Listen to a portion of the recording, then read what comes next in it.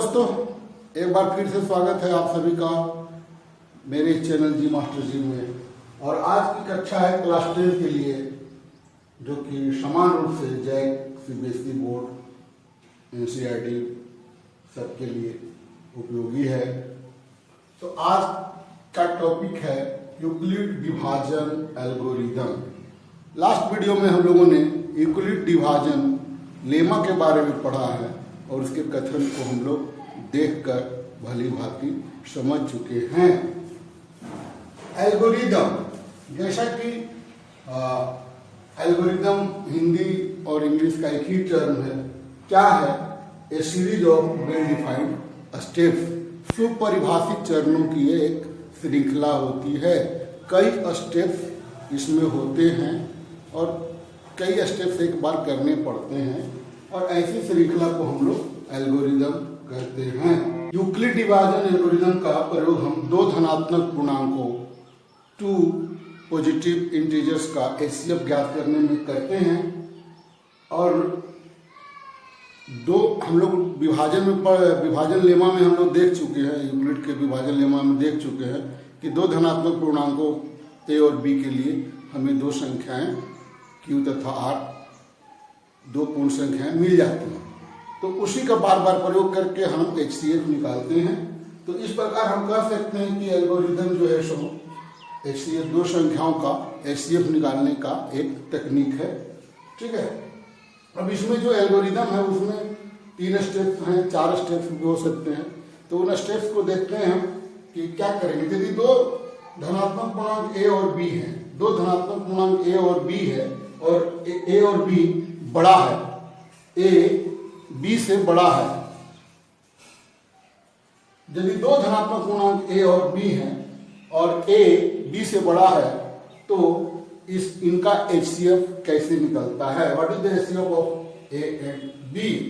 सो आपको पता है कि धन पूर्णांक ए और बी के लिए हम यूडीएल का प्रयोग करेंगे, यूक्लिड डिवीजन लेमा का प्रयोग करेंगे। और जब यूक्लिड डिवीजन लेमा का प्रयोग करेंगे तो दो हमको पूर्ण संख्याएं और मिल जाएंगी क्यू तथा आर, जिनमें एक संबंध होता है हमारा ए बराबर B Q plus R. R हम लोग देख चुके हैं, आर की प्रवृत्ति होती है कि या तो 0 से बराबर होगा या 0 से बड़ा होगा, लेकिन हमेशा ही डिवाइजर से छोटा होगा, भाजक से कम होगा। ठीक है, हम लोग ये सब देख चुके हैं। तो इस कंडीशन को देखते हैं। अब इसमें अगर मान लेते हैं कि इस संबंध में शेष नहीं बचता है, रिमाइंडर 0 है, r इक्वल टू 0 है, इसका मतलब है कि b जो है सो डिवाइजर है a का, और b जब डिवाइजर होगा a का तो इसका मतलब कि b, a और b का एचसीएफ b ही है, यानी ग्रेटेस्ट कॉमन डिवाइजर या एचसीएफ b ही है। अगर r 0 के बराबर नहीं आता है तब, इसलिए दूसरा स्टेप आ जाएगा, तो एल्गोरिदम का प्रयोग हो गया यहाँ पर। अब r इक्वल टू 0 का, अगर r 0 के बराबर नहीं है तो r 0 के बराबर नहीं है तो इसका मतलब है कि दो धनात्मक पूर्णांक b तथा r के लिए हमको और दो संख्याएं मिल जाएंगी, और दो संख्याएं मिल जाएंगी, और यूडीएल का फिर से हम प्रयोग करेंगे और ये प्रक्रिया चलती रहेगी और तब तक चलती रहेगी जब तक कि r बराबर 0 मिल ना जाए।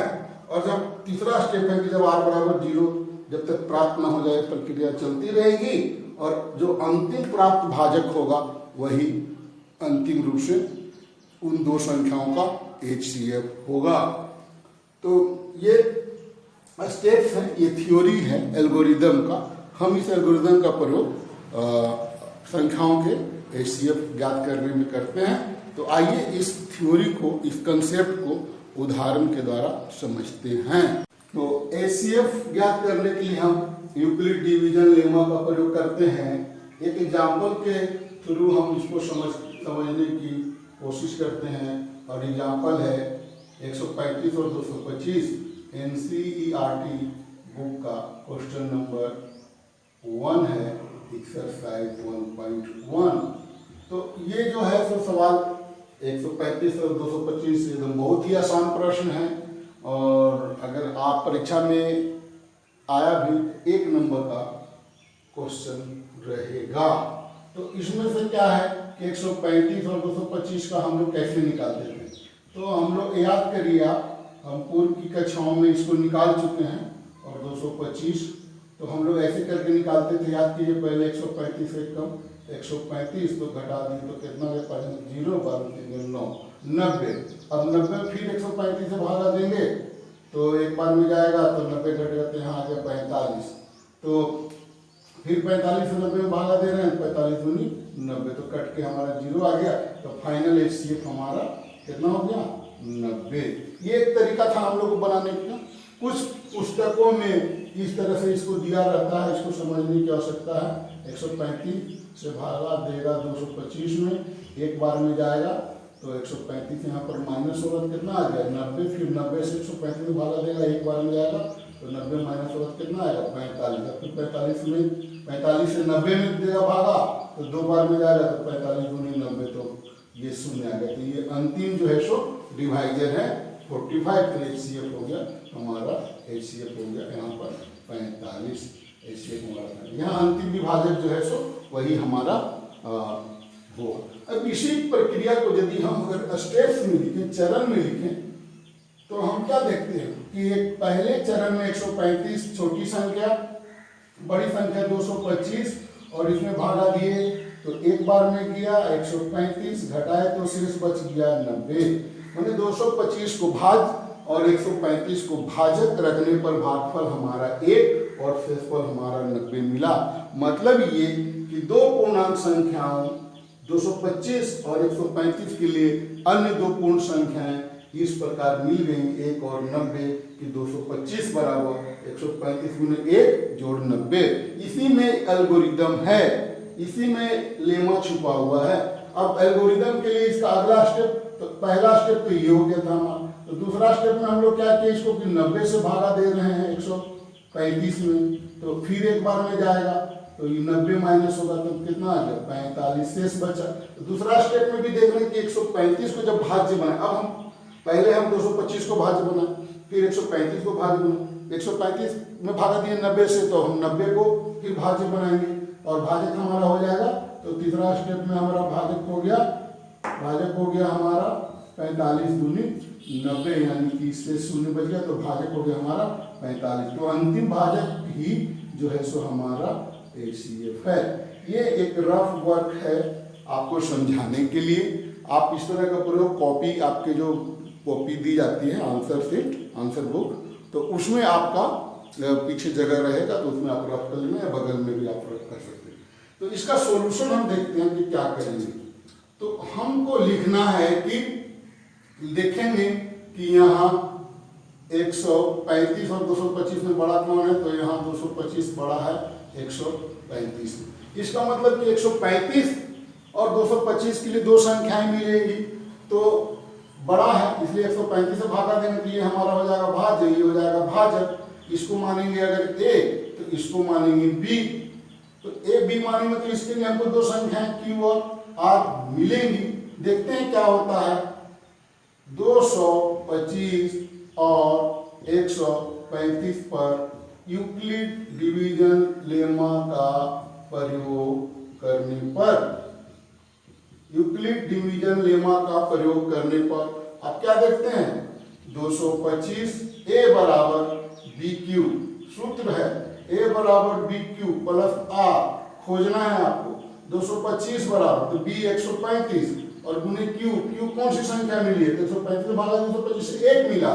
तो यहाँ पर भी देखिए Q कोशेंट है तो कोशेंट 1 मिला और जो R रिमाइंडर, तो रिमाइंडर क्या है हमारा, रिमाइंडर जो है सो यहाँ पर 90 है। अब यहाँ पर देख ले रहे हैं, क्या देख रहे हैं कि R जो है सो 0 से बड़ा है, 0 से बड़ा है या बराबर है और छोटा है किससे, छोटा है हमारा 135 से, भाजक से हमेशा छोटा होगा। ये आपका स्टेटमेंट हो गया। अब यहाँ लिखेंगे कि चूंकि R 0 के बराबर नहीं है, R कितना है 90 है। आप इसको ऐसे ज्यादा बेटर लिखो, इसको आप बेटर ऐसे लिख सकते हैं कि R बराबर कितना, तो 90, और जो कि 0 के बराबर नहीं है।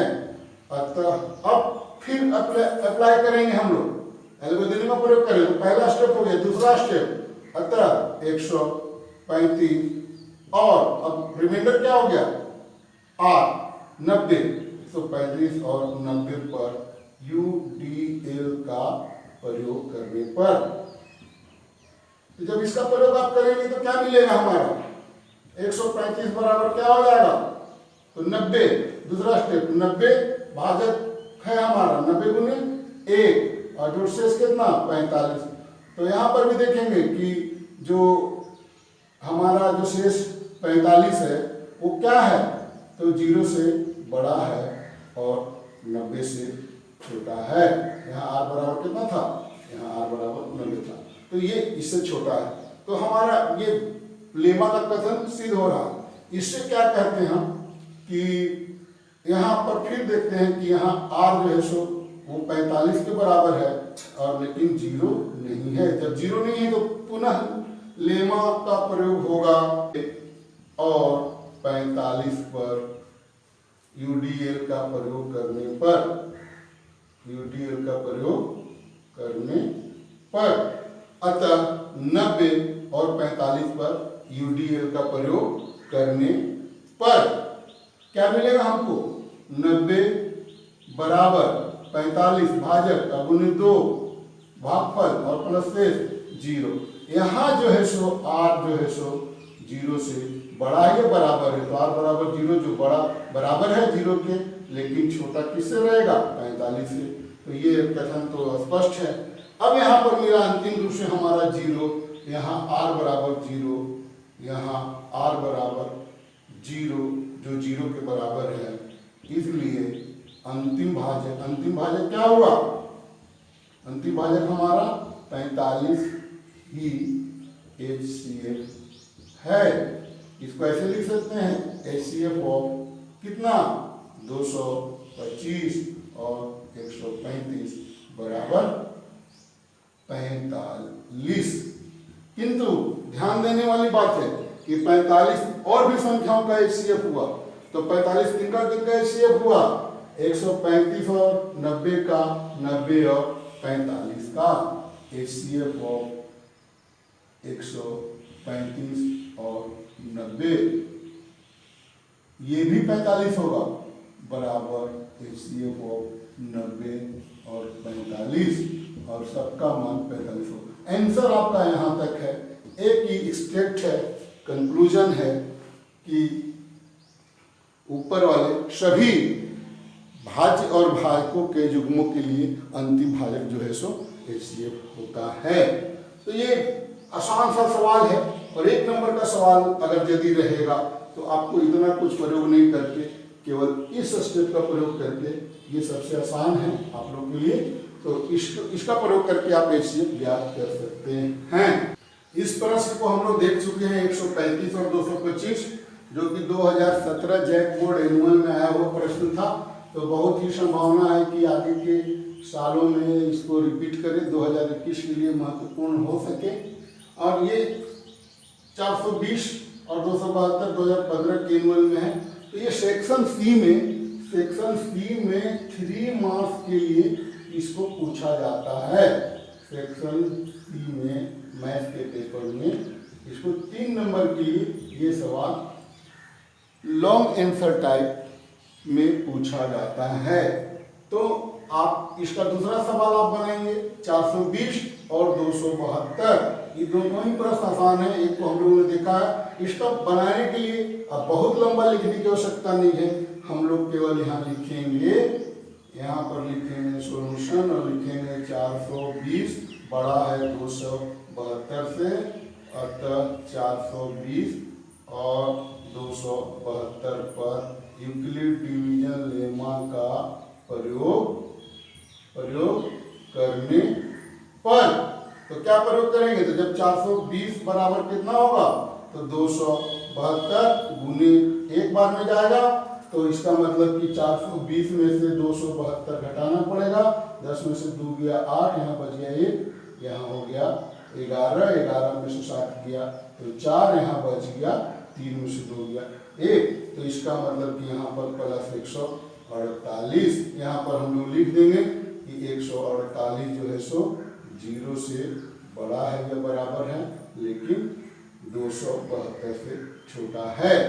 हो गया 148 एक स्टेप हुआ, चूंकि r बराबर 148 है और 0 के बराबर नहीं है, इसलिए फिर एक अब हम लोग किसको बनाएंगे, तो 272 बराबर, तो 272 को क्या करेंगे 148 के रूप में लिखेंगे, तो 148 जो रिमाइंडर था हम उसको अब डिवाइडर बनाएंगे, तो 148 और गुने, जाहिर है कि अभी 148 में अगर हम घटाते हैं 272 में 148 घटाते हैं तो हमारा मिलेगा 12 में से 8 गए 4 और यहाँ बच गए 6, यहाँ में से 2 124, तो 148 गुने 1 और प्लस 124, फिर अगले स्टेप में फिर यहाँ लिख देंगे कि 0 से बड़ा है 124 किंतु 148 से छोटा है।